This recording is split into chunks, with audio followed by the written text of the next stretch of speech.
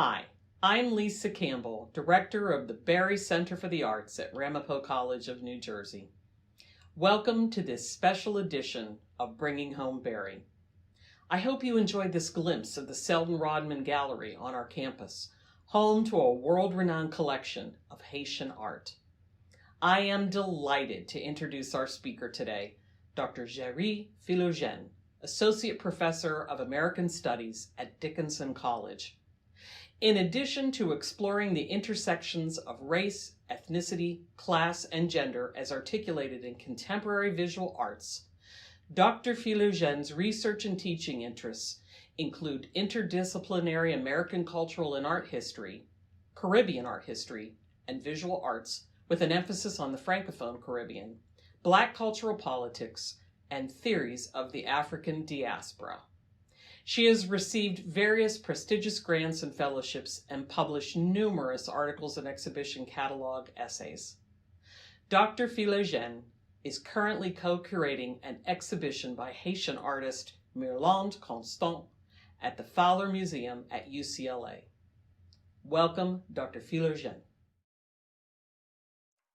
Good afternoon. Bonjour. Thank you all for taking the time to be here this afternoon. I'd like to thank Sydney Jenkins, Director of the Art Galleries, for inviting me to share my work with the Ramapo community today. I'd also like to thank Lisa Campbell, Director of the Barry Center for the Arts, Edouard Eliot, Ali Poland-Clark, and the rest of the amazing staff for organizing this Zoom presentation. I look forward to our conversation during the Q&A. I think it's appropriate that if it were not for COVID, I would probably be giving this presentation on the Ramapo campus and have an opportunity to visit the Selden Rodman Gallery of Popular Arts, given his contribution to and support of Haitian art and artists.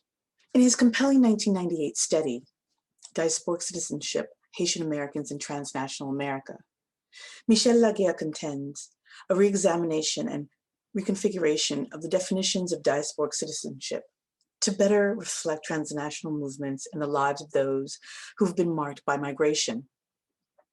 Laguerre contends that this definition must take into consideration the residual effects of globalization, the experiences produced by inhabiting multiple locations and geographic spaces, as well as the cultural productions of those spaces.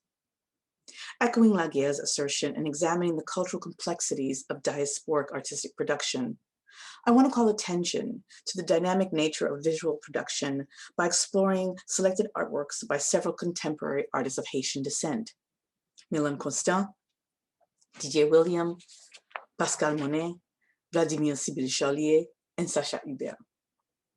There are many other artists I could have included in this presentation, but due to time, I'm only presenting on these six artists. I include them because of the ways in which they create visual dialogues while working in and through cross-cultural aesthetics and practices that illuminate the complexities of gendered identities, historical memories, and the materiality of art practices. Myrlande Constant. Can the visuality of the Afro-Haitian Vodou tradition offer a different conceptual frame to think through the discursive possibilities of freedom epistemologies of Haitian aesthetics? Simply and specifically, how might we understand the hand that uses an unconventional artistic practice to create provocative artworks that depict figures in otherworldly landscapes? To this end, I explore the work of Constant, a drapeau Vodou maker who currently resides in Haiti. Constant's bold and richly patterned drapeau Vodou introduce a complex pictorial world that elucidates how and why the aesthetic realm of Vodou iconography continues to be vital for the exploration of a humanity intertwined with the legacy of resistance. In analyzing her work, I pay close attention to Constant's employment of symbolic icons of the Vodou religious tradition that conveys a visual aesthetic practice that suggests a humanity that unabashedly celebrates both the spiritual and the secular of Haitian lives. By Haitian aesthetics, I'm suggesting a practice of using art and expressive traditions that create and maintain Black life worlds in the face of abjection, in the face of erasure, in the face of alienation, and in the face of a denial of humanity. It is a proclamation of existing and a refusal to be obscured. Constant began creating drapeau Vodou as a young woman while working in a foreign-owned factory. There she learned a technique that affixes beads in dense, solid rows. After leaving the factory, she began to experiment with various beading and stitching styles and patterns, incorporating images of Loa, conflated as Catholic saints, and eventually drawing on Vodou iconography to explore the cultural and religious history of Haiti. Her large-scale tapestries are both monumental and intimate. Color gleams from the surfaces of her work. The beads capture and throw light like countless little pixels. Visually and in terms of narrative, the figures in these drapeaux Vodou live on the border between the real and the imagined, honoring the ancestors and the elders. Constant situates these subjects and their stories within a Vodou epistemology, but also as part of an ideological and aesthetic practice that moves beyond art historical boundaries and hierarchies. Patrick Polk has written, as the most, quote, celebrated genre of Vodou sacred art, which reflects the creative impulse of Vodou and the intense processes of cultural synthesis from which Vodou emerges, end quote, these beaded drapeaux resonate on multiple levels, signaling not only Haitianness, but also a Black postmodern world that define Western conventions of representation that associate Haiti, Vodou, and Blackness with abjection and inhumanity. Combining ready-made materials with a deft mark making, her maximalist aesthetics and the tight pictorial space are bound together, not only by the display of Vodou iconography, but by the inclination to dwell imaginatively within literal and figurative thresholds. The images come together as a composite portrait, a fascinating exploration of the creative process, played out on the nexus of rassemblage, a gathering space, according to feminist anthropologist and performance artist Gina Ulysse, that blurs genres, shifting locations, time and space to double Dutch the line between the sacred and the profane, end quote. The complex pictorial presented in the densely worked surface of the richly patterned and detailed drapeau Point Saint-Miel, which we're seeing right now on the screen, illustrates this melange of cultural and historical influences. Multiracial individuals populate the imagined landscapes.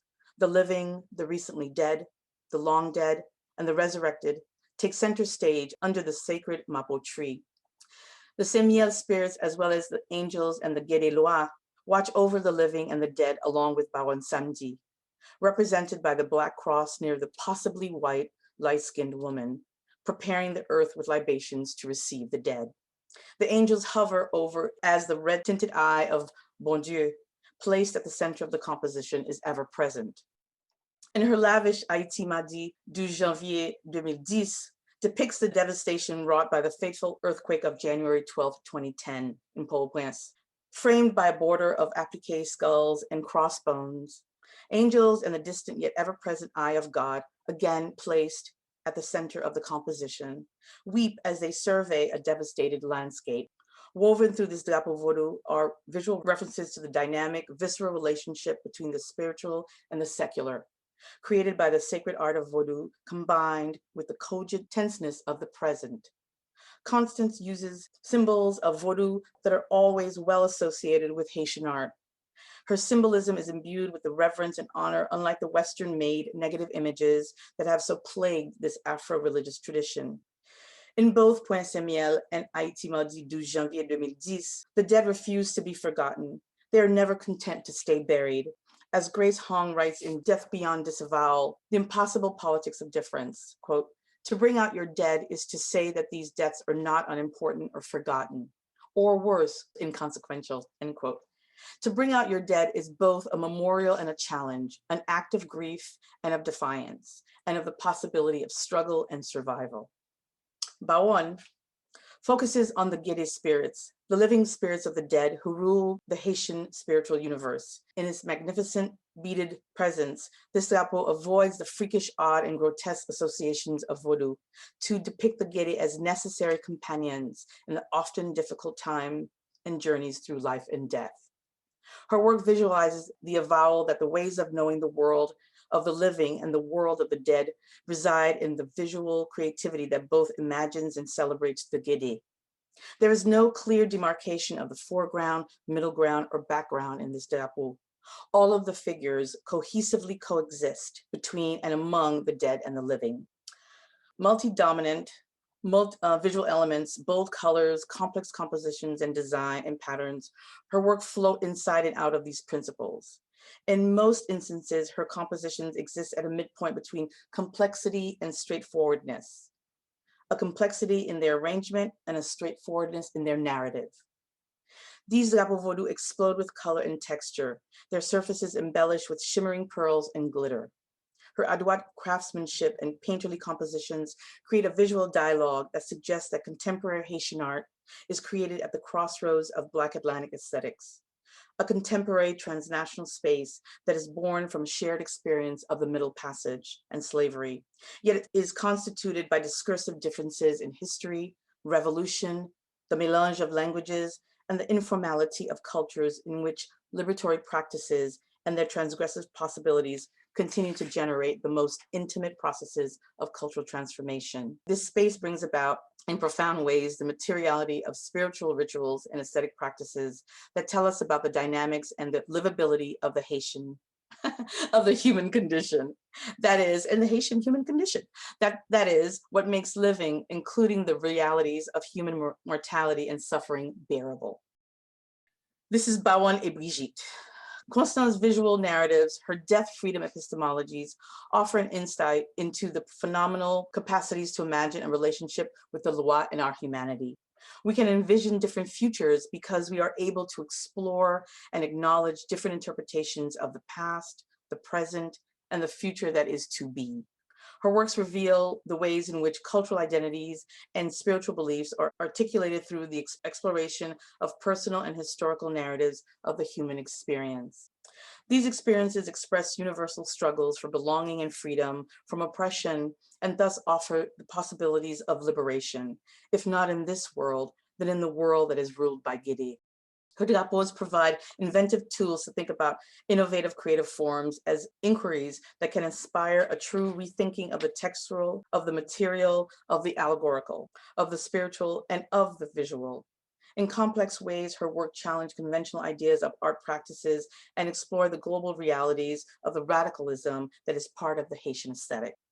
What I like to think of is an unconventional way of presenting the world that we share with the loi.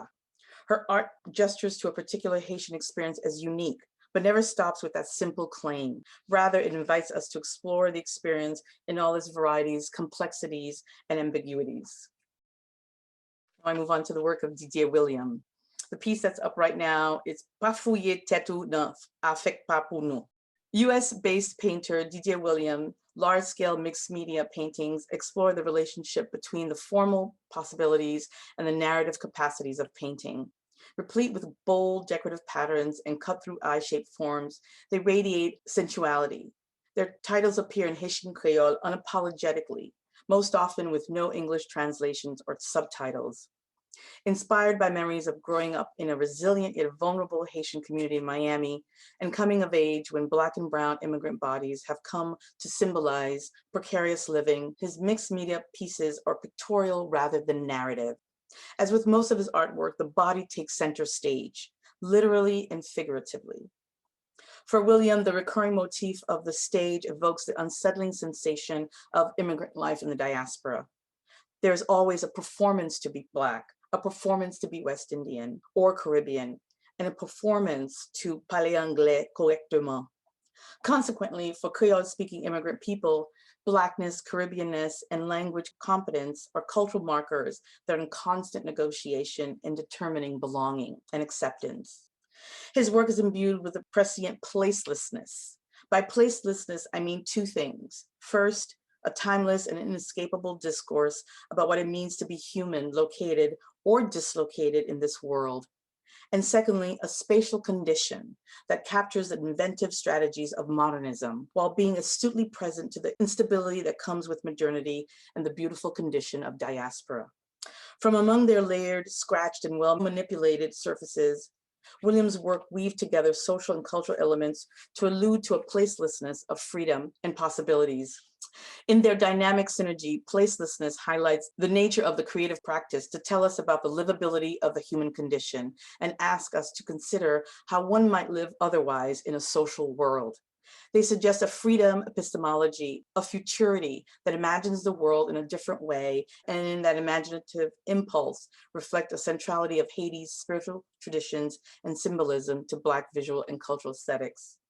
William's paintings highlight a deep sense of vulnerability, yet they are also marked by a profound desire to transcend that vulnerability and become provocative. These compelling works reconfigure the dynamic and the logic of the gaze, which is indebted to feminist film scholarship about visual power. The cut-through eye shape of the muscular bodies embody the authoritative tensions of looking at, being looked at, and looking back. Intrepidly shifting the subject-object power dynamic, they encourage an active seeing experience, one that reveals the struggles that are tirelessly fought by those who courageously live at the margin, on the edge of the stage, and who consistently attempt to move away from the vulnerability of such positions. Moreover, the looking back, the looking at experience is not simply occurring on the part of the viewer. Explicitly by their presence, the eye shapes that form these bodies bestow upon the viewer a cross between a defiant look and a dismissive seeing, one that Haitians refer to as coup d'œil, a sharp side eye that at its boldest and most direct evokes the presence of bodies that were denied the right to look back. This coup d'œil is similar to what artist Carol Walker describes as a sidelong glance. She states, I quote, "It's my answer to the male gaze. It's the little look, and it's full of suspicion and potential ill will," end quote. Thus, this coup d'œil, I would suggest, is characteristics to reorient a subject positionality. These paintings draw our attention to the provocative overtures made by the encounters among distinctive shapes, unexpected forms, lush textures, and brilliant colors. Thus, the method of looking is different. It needs to be decidedly sensuous, as can be argued for Constant's drapeau Vodou.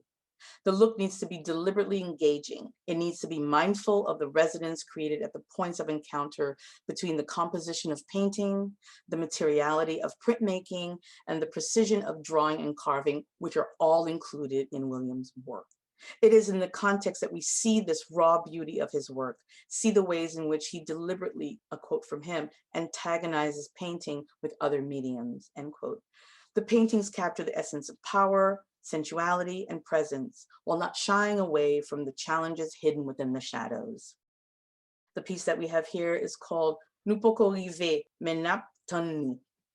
These non-gendered, non-racialized bodies strikingly document an intuitive sense of resistance and profundity, visualizing universal elements of the human condition that are without regard for race, sexuality, orientation, or gender expression. While we may be mesmerized by the beauty of their sensuous shape, but we are also transfixed by their shadows as they appear on the vividly colored and patterned curtains, share the stage, and dwell on the ornate, painterly abstract background. Seemingly frenetic lines mark and guide our eyes to the ways in which William balanced abstract sensibilities with expressive organic qualities. It is in this context that William's works captivate us through their effect, the hapticality that suggests movement, color, form, and most importantly, a harmonious textured sensuality, a hapticality that allows, according to Stefano Harney and Fred Moten, quote, "the capacity to feel through others, for others to feel through you, for you to feel them feeling you," end quote.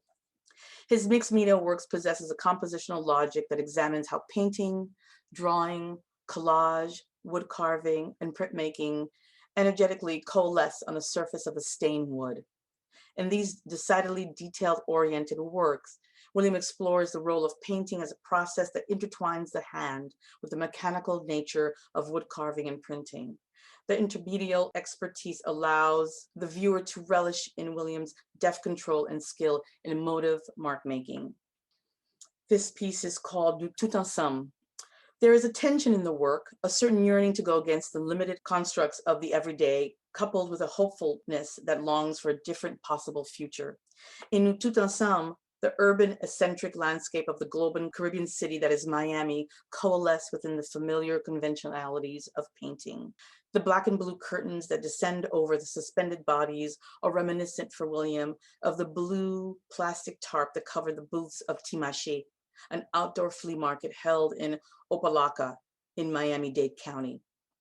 The booths were opened by Haitian men and women who sold sundries and food goods that they had procured from Haiti. Timache, a rich tapestry of aromas, scenes, and vibrations, William remembers, was a space that, quote, packed with Haitians at their most Haitian. Nobody was trying to acquiesce or anything or change their behavior. A place where everyone spoke Creole and everyone understood Creole, unquote. While this sense of community and of a shared identity suggested in the title of the piece, the groundlessness of the bodies remind the viewer of the disabling and precarious nature of immigrant living. An imprecise shadow of the body graced the stage floor, hinting to the presence of the unrecognizable bodies teetering between the untethered space where light is obscured by an opaque object.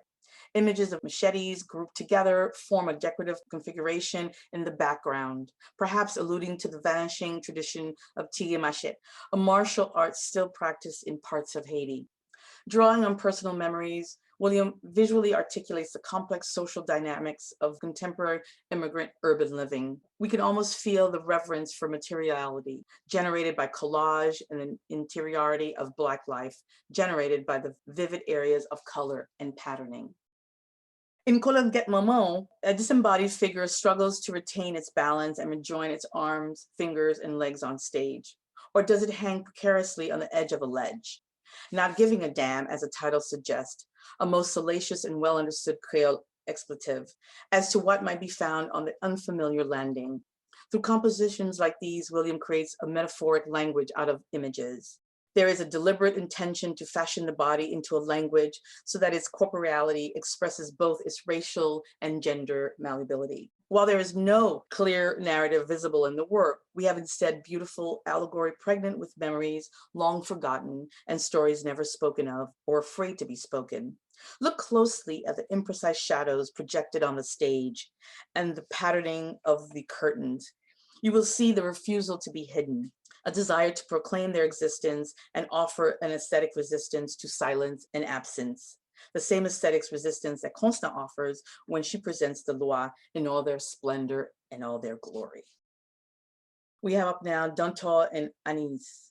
In the abstracted organic shape that formed the composition Danton and Anis, the image that we see on the screen, the presence of the Haitian Vodou Loi and fiery mother protector, Erzulie Danton, is illustrated by her heart-shaped veve drawn on the green, yellow, purple, and blue of the veil and cloak, while her daughter, Anaïs's arm, jut out against the wood-stained pattern background. Danton's halo is evident by the bright orange dots that form a luminous arc above her head. Such works in their chaotic vibrance resonate with a sense of familiarity, of image, of language, and of culture. As with all his layered and methodical composed paintings, William's work constitutes an artistic language filled with imaginative networks of rhythmically organisms.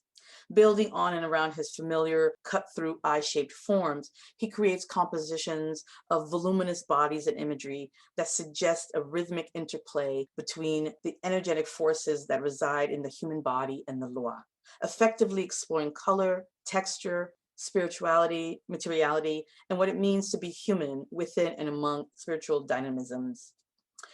Erzulie toujours connaît. Loosely translated from Haitian Creole, Erzulie always knows. William's complex pattern, variations in shades, color, and texture saturate the painting, creating a sense of depth and volume, generating a certain rhythmic improvisation and performativity element to the painting. Equally, the divine and all-knowing presence of Erzulie is felt through the deft placement of the drawn eyes, which lend a certain grittiness to the surface. I've had the pleasure to interview William many times, and during one of our conversations, when talking about this piece, he says, I was thinking about a robust female figure that really could contain the projection of sex and race and gender, even in the sexuality of the figure, and return that kind of angst and complexity with their carved eyes. I also thought of the carved eyes as a kind of trace, evidentiary material, as something that I carved away, intentionally left missing for the viewer. Inasmuch as it returns the gaze, it is also beckoning the viewer to perhaps think about what has been removed from the painting. I was thinking about Erzulie's veve adorning the top of this summer dress skirt. I wanted her to have tall, knee-length boots. I wanted femininity, seduction to play a big role here. Like William and Constant, Sacha Huber, Pascale Monnin, and Vladimir Cybil Charlier do not share any prescribed or specific medium, preferring to experiment with divergent forms, media, and artistic traditions. As contemporary artists of Haitian descent, however, what they do share is a desire to express the multiple vantage points that converge and create diasporic Haitian aesthetics. Through a series of imaginative framings, Monnin, Cybil, and Huber engage in a visual lexicon that highlights the complexities of history, memory, and the normative categories of gender, while navigating the slippery slopes of transnational identities. While working with paper and book pages to create collages affords Harlem-based Cybil the opportunity to bring together recognizable, iconic images and ordinary materials that do not appear cohesive. Alternating her time between Port-au-Prince and Paris, Monnin's public kinetic sculptures or meditative processes that combine a spiritual quality with ocular splendor.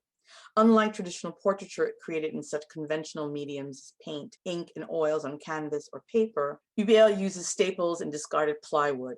She pushes the envelope of portraiture while playing with materials and challenging the two-dimensionality of painting. What we can decipher from these portraits are not the realistic rendering of individual subjects, but the stories and histories that are embedded in what the images represent and what we imagine they represent.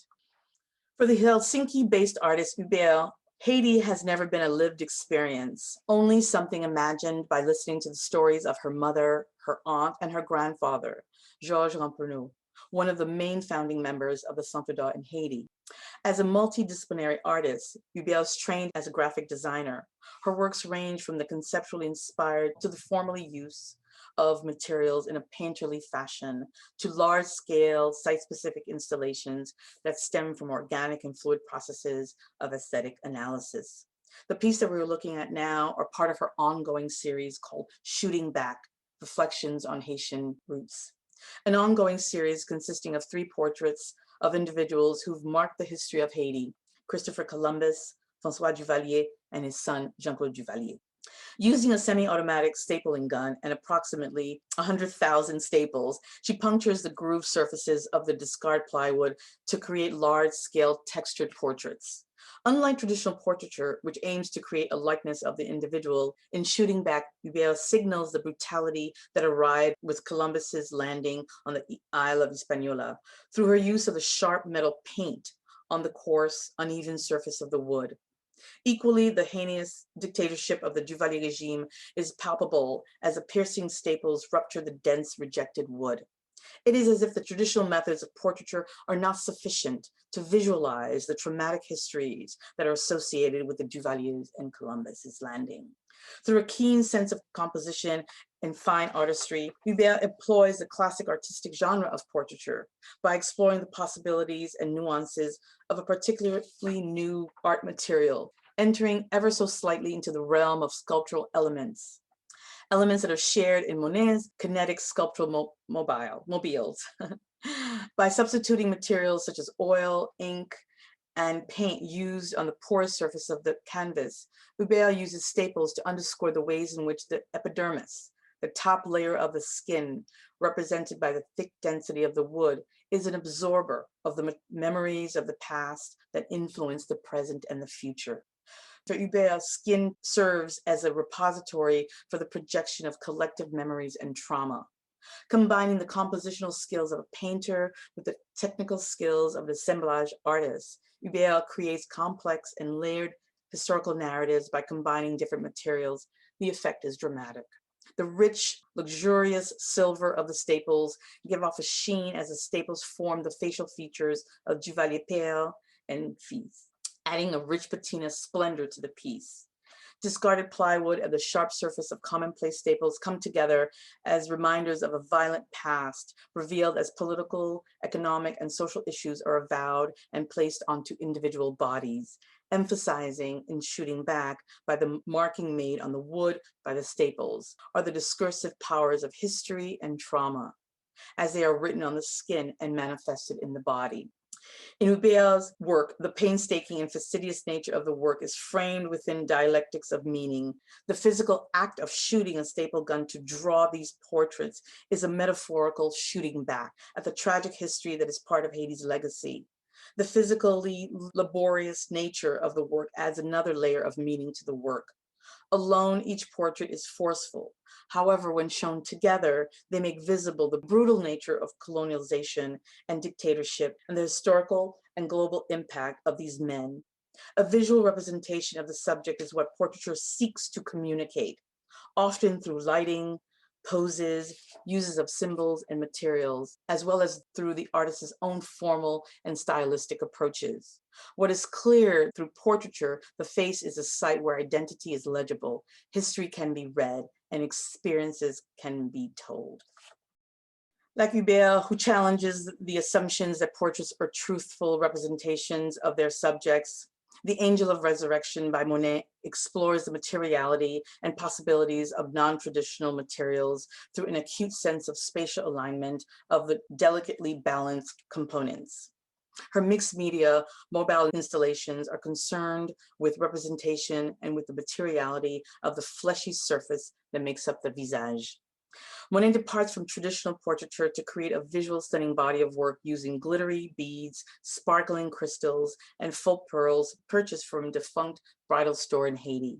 Ornately held together by wires and steel, these delicate materials come to form the shape of heads of her friends and family. The importance of light is also paramount in The Angel of Resurrection, which rests upon high, elegantly above branches of trees or from gallery ceilings, as we're seeing here. As it spins, we see the back of the mask, an intricate and beautiful assemblage of faux gemstones, steel and wire. As light passes through the steel and wires to surround the space with eerie dancing shadows. The light that bounces off the pieces of glass and crystal create an almost animate object. Monet provocatively blends the element of craft and fine arts to create a spiritual and sculptural piece that delicately moves and shimmies in space, radiating light and shadows to explore the continuum between spirituality and transformation, elements that are fundamental to the Black diasporic experience. This is a detail of one of the pieces. Like Huber, Monet's interest in the image rests not so much in who they are, what they are, but what they tell us and what they force us to remember. Monet's desire is not to create an exact replica of the sitter. Instead, her goal is to capture the expression of the sitter at the exact moment his or her face shapes the mold. Here, Huber's and Monet's astute use of the aesthetic strategies of representation at once to suggest it as a form of artistic practice and description, and as another as form of symbolic meaning, both of which pertain to the relationship of art and politics. Monet's goal can be understood perhaps as interplay between the incomprehensibility on the one hand and the decipherability on the other. We can determine by the shape of the mobile that this is the shape of a young person's head. In this case, a young boy named Antoine. He can also be one of the many nameless and anonymous faces and bodies that line the street of Haiti after the catastrophic 7.0 magnitude earthquake that devastated Haiti's capital, Port-au-Prince. Or it could be the shape of the many women who fought for the right to vote and continue to fight for political voice, and the many women and men in Haiti who continue to fight now for representation and freedom. Through their use of non-traditional art materials, Huber and Monet highlight the deep-rooted connections between the body, memory, history, and politics. The use of non-traditional material is also part of the work of Vladimir Cybil Charlier. Cybil is influenced by both the textual elements of the novel as well as the fantastical and imaginative gestures. She has drawn, taped, photocopied, and stenciled various gendered art historical references on pages that come from chapter title, "The Rabbit Sends in a Little Bill," and "A Caucasus Race and a Long Table." This is an engaging, textured, and multi-layered artwork that invites us to ask, what does it mean to carry memory? Through her pointed use of mixed media collage, Cybil represents a dense constellation of images and histories through which she allows herself to engage with Western art traditions, all the while picking and choosing how she places these histories and images to fit her own Black Caribbean diasporic self. Cybil's artwork asks us to question not only the notion of gender, but the myths and fables that are associated with the creation of gendered identities, as well as the definition of female beauty. In part, Basket of Women, we're looking at a series of images from that, or actually one image from that, and then a detail, is about the difficulties of defining and coming to terms with complex identities in the postmodern world, where gender and racial identities are not simply written on the body, nor can they be determined through the visual. The images in Basket Women come together as a composite portrait, a fascinating exploration of the creative processes played out in the fragmented space of assemblage, at the nexus of l'assemblage, a bringing together of disparate materials to form cohesive ideas and material. Basket of Women, using various conventional Western art history images of women. We have Venus. We also have Venus de Milo, we have Degas' Dancer, and we have an image of Gauguin's young Tahitian girl.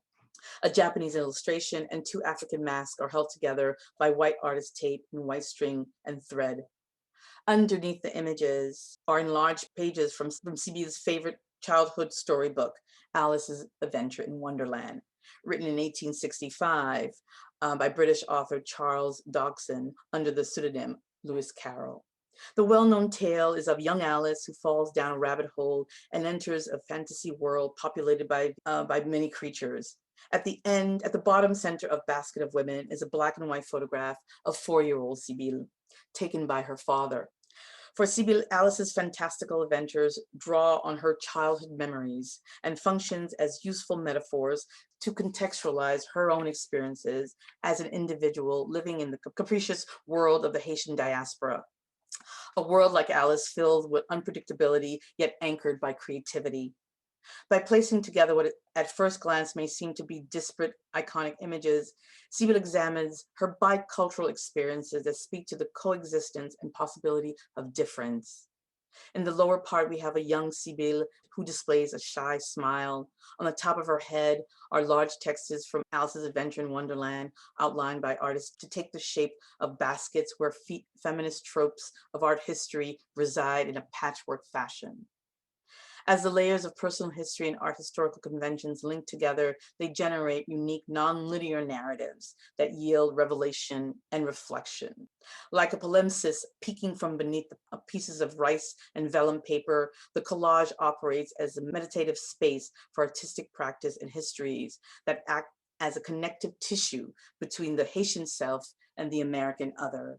Basket of Women, the ink drawing laid over rice paper, then laid over vellum, then laid over the machine manufactured pages of a novel patched together by artist tape, speaks to the layering of her identity. Layering functions here both as technique and as a metaphor, as a formal strategy that mirrors and enacts the artist's profound sense of Caribbean identity as overwritten manuscripts. Arranged in a grid pattern, quote, the pages are chosen purely for their visual effects to juxtapose other images and arrange them in a particular type of meaning that gives us a sense of self. Cybil is interested less in the juxtaposition of different elements than in the relationship between surface texture and what lies underneath and within. Moreover, the layering, abstracting, and manipulation of text presents certain material complexities of Black life under worldly conditions of diaspora. Quote, perhaps it is in the meaningful, decorative, textured elements of Cybil's collage that we can explore the under-recognized history of the expressive Black female form in visual culture. Furthermore, it is in this fragmented yet structural pictorial space, like Huber's staple-made portraits, that Cybil expands the conception of portraiture as a formal process, one that implies significant and not simply only representation. While each of these artists offers different types of cultural references and have lived and currently live in different locales, Monnin and Huber's and Cybil's work travel across the language and cultural barriers to come together in the cultural compositions of the Caribbean and its various diasporas. They are engaged in exploring their cross-cultural heritage and hybrid identities that are layered in the visual creolization or a Creole cut and mix, to evoke British cultural theorist Dick Heptage. They provide us with inventive tools to think about the innovative, creative forms as inquiries that can inspire a true rethinking of the textual, of the material, of the allegorical, and of the visual as we consider the residual effects of globalization, as Michel Laguerre reminded us. In conclusion, born through creative processes and interpretations of memories that reside in a knowing of Haiti that is both conceptual and representational, representative of an actual place, and at the same time conceiving of an idea, these artists provide new avenues for thinking about religion, gender, imagery, and narratives, as they are influenced and embedded in cultural history. These avenues are cultivated through the effective tensions between established aesthetic genres, portraitures and sculpture, formal artistic styles, conceptual and realism, and discursive modes of creative production, collage, printmaking, and assemblage, as well as painting. And as such, they offer the opportunities to rethink the idea of Haitian art and Black Atlantic art practices and histories. This knowing of Haiti is guided in part by the concept of connaissance, which is discussed in the foundational essays in the generative anthology Vodou in Haitian Life and Culture, edited by Haitian scholars Claudine Michel and Patrick Bellegarde-Smith. Connaissance, in part, is a way of knowing and being. It takes into consideration not only how we know, but what we know. Connaissance expresses the understanding that, quote, knowledge is more than a matter of mastering empirical facts and abstract theories. It connects experiences blended with wisdom, a quality gained through spiritual experiences and refined by showing respect for those who have walked the path before us. Mastery of connaissance requires an acknowledgement of the effects of the past on the present, acknowledgement of healing practices, healing rituals, and recognizing ourselves as always connected to the suffering, struggles, and sacrifices of ancestors and elders. Often and perhaps strategically, artists of color find themselves at moments when they must create alternative histories, emboldened by impulses to claim and rework certain imagery or assert their relevance. Those moments can be described as moments of time or as moments in time that symbolically and literally evoke or represent contemporary life. These visual temporal inquiries can no longer simply be about what an artwork means or represents, but it is actually what an artwork can actually tell us about our subjectivity and our agency. Perhaps that's the function of writing and visualizing these memories as concepts that are bedeviled by fits and breaks, erasures and gaps, discontinuities, crooked mappings, and eventually created on the borders. The boundaries between présence and presence, radiating with futurity. A future that is not conceived through an alternative history of Haiti, but through new interpretations that capture the critical and creative potentiality of its cultural history, that allow for what it means to be human and what it means to create a freedom epistemology. These artists' works are engaged in intervention into comprehension and formulations of Western art history and art practices, as well as an alternative understanding of Black aesthetic practices, one that goes beyond national understandings and does not privilege the United States, does not privilege the US, but places Haiti as central in the foundation of Black Atlantic visual aesthetics.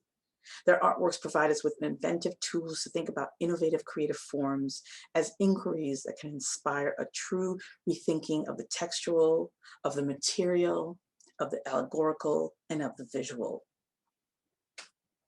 In complex ways, these works challenge conventional ideas of art practices and explore the global realities of the radicalism that is part of the Haitian aesthetic. Their works invite us to explore what it means to be Haitian, all its varieties, complexities, and ambiguities. To do so, it exploits a vast repertoire of sources, the historical, the personal, the political, and the aesthetic. In different but profound ways, these artists create a dynamic synergy that highlight the meditative nature of creative practices, the creation of connaissance, a different kind of knowledge production, namely one that imagines the world in a different way.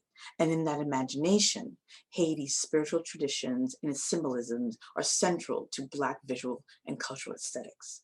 Thank you. I look forward to further conversation during our Q&A.